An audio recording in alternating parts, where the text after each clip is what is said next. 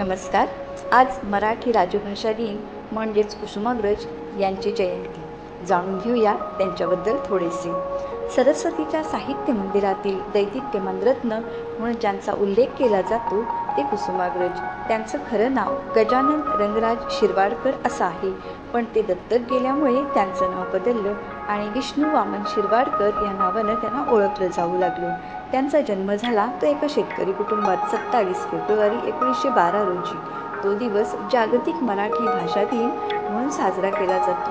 त्यांचं प्राथमिक शिक्षण पुण्यात आणि मग माध्यमिक शिक्षण नाशिकमध्ये पूर्ण झालं. पुढे मुंबई विद्यापीठातून त्यांनी मॅट्रिकची परीक्षा उत्तीर्ण केली. त्यानंतर BA शिक्षण घेत असताना त्यांना कविता, कथा, कादंबऱ्या, नाटक, ललित साहित्य यांची आवड निर्माण झाली आणि हळूहळू कविता आणि लेख लिहिण्याचा छंद जडला.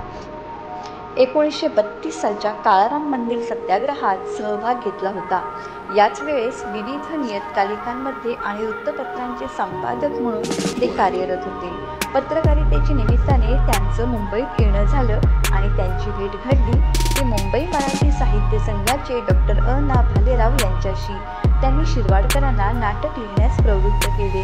त्यापूर्वी त्यांचा पहिला काव्यसंग्रह प्रकाशित झाला होता, जीवनलहरी या नावाने. पण त्यांच्या विशाखा या काव्यसंग्रहाला उच्च कोटीचं वैभव मानलं जातं.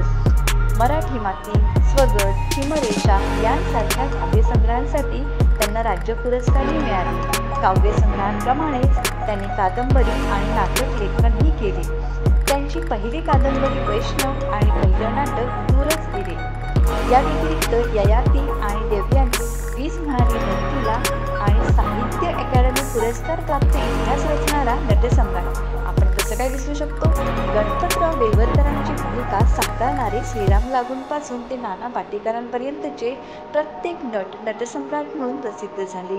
या नाटकाची ख्याती इतकी वाढली की अनेक वृद्धांनी हे नाटक पाहून आपलं मृत्यूपत्र बदललं म्हणे आणि नव्वल ते काय तरुणांचा वृद्धांकडे पाहण्याचा दृष्टिकोन बदलला तो याच नाटकामुळे. म्हणूनच नटसम्राट ही कलाकृती कुसुमाग्रजांची सर्वोत्कृष्ट कलाकृती म्हणून ओळखली जाते. एक कवी आणि कादंबरीकार म्हणून प्रसिद्धी मिळवणाऱ्या V.वा. शिरवाडकरांनी गोवा साहित्य संमेलनाचं अध्यक्षपदही भूषवलं.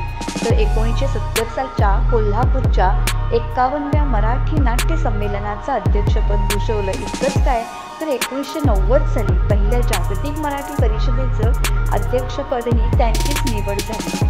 साहित्य क्षेत्रामध्ये अमाप लेखन करणाऱ्या या साहित्यिकाचा आवडता लेखक P.G. वुडहाऊस आहे, तर आवडता नट चार्ली चॅप्लिन. त्यांची राहणी अतिशय साधी होती, मानवतेबद्दल कळवळा होता, पण त्याच सोबत समाजसेवेची सुद्धा तळमळ होती. म्हणूनच संयुक्त महाराष्ट्राच्या चळवळीतही त्यांनी सक्रिय सहभाग घेतला.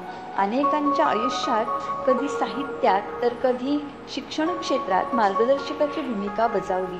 अत्यंत नम्र स्वभावाच्या सत्कार्याला वाहून घेतलेल्या या साहित्यिकाचं व्यक्तिमत्व इतकं उजळ की त्यांना 1986 साली पुणे विद्यापीठानं D.Litt. ही पदवी प्रदान केली. पण खऱ्या अर्थानं साहित्य क्षेत्रात पोकळी निर्माण झाली ती 10 मार्च 1999 रोजी कुसुमाग्रजांच्या निधनानं. अशा उत्तुंग प्रतिभेच्या व्यक्तिमत्वाविषयी मी इतकंच म्हणू इच्छिते की असा साहित्यिक पुन्हा नाही. अनेक राज्य पुरस्कार, ज्ञानपीठ पुरस्कार आणि पद्मभूषण पुरस्कार प्राप्त कुसुमाग्रजांची प्रेरणा घेऊन कित्येक साहित्यिक त्यांच्याच लेखणीतून उमटलेले हे शब्द कुसुमाग्रजांना म्हणताहेत. मोडून पडला संसार तरी मोडला नाही कणा, पाठीवरती हात ठेवून लढ फक्त म्हणा. अशा या तेजस्वी साहित्यिकाला माझा मानाचा मुजरा. धन्यवाद.